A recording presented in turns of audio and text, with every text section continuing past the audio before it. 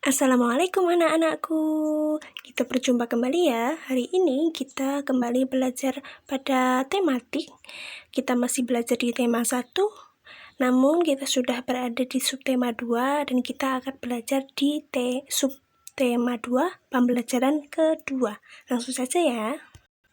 Nah, hari ini kita akan belajar 2 mata pelajaran. Yang pertama yaitu Bahasa Indonesia. Kita akan belajar tentang bagaimana cara menulis cerita dari hasil wawancara.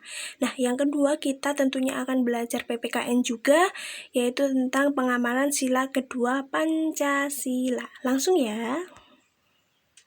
Nah, pertama, kita memasuki bahasa Indonesia, yaitu menulis cerita dari hasil wawancara.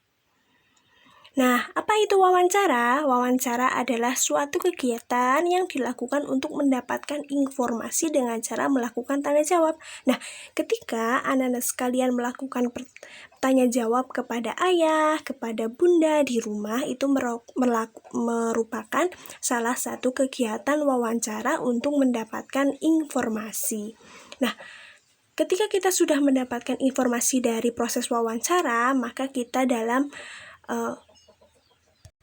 menyusun hasil wawancaranya ke dalam bentuk cerita, sehingga hasil wawancaranya dapat ditulis dengan menggunakan cerita dan dapat diceritakan kepada orang lain. Nah, langsung saja ya kita belajar yang kedua, yaitu PPKN. PPKN kali ini kita belajar tentang pengamalan sila kedua Pancasila.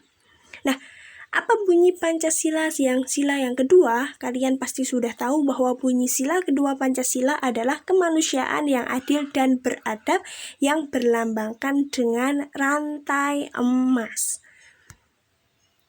Nah, kita ketika melakukan pengamalan sila kedua Pancasila di sekolah maupun di rumah, kita akan mendapatkan beberapa manfaat. Nah, di sini Bu Dwi memiliki beberapa contoh, yaitu manfaat sikap pengamalan sila kedua Pancasila yang berada di sekolah. Yaitu yang pertama adalah terciptanya suasana kelas yang nyaman dan tertib.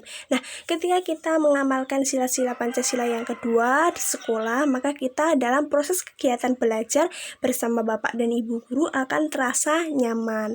Nah, yang kedua kita adalah terjadinya persaudaraan yang erat di sekolah. Kita memiliki banyak teman, kita juga dapat saling membantu antar teman. Terus yang ketiga adalah dapat saling membantu. Nah, ini masih berhubungan dengan yang kedua. Kita dapat saling membantu antara teman yang satu dengan teman yang lain jika teman masih dalam keadaan kesulitan. Nah, yang keempat adalah mencegah terjadinya perselisihan. Apa itu perselisihan? Perselisihan sama saja dengan ketika ada teman yang salah paham dengan teman yang lainnya, maka ketika kita mengamalkan sila Pancasila yang kedua, hal itu tidak akan pernah terjadi. Nah, yang kelima adalah kita akan mendapatkan lebih banyak teman, dan yang terakhir adalah terjalinnya hubungan saling menghargai antara teman dan Bapak Ibu guru. Nah, langsung saja tugasnya. Tugasnya adalah Bahasa Indonesia pada halaman 34 dan PPKN pada halaman 35-36. Dan jangan lupa pengumpulannya seperti biasa, yaitu pukul 18.00 dan dikerjakan langsung di buku Bupena. Nah, terima kasih untuk belajar kali ini. Apabila Bu Dwi banyak sekali melakukan kesalahan dalam menjelaskan ataupun penjelasannya kurang jelas, Bu Dwi mohon maaf yang sebesar-besarnya. Terima kasih. Wassalamualaikum warahmatullahi wabarakatuh.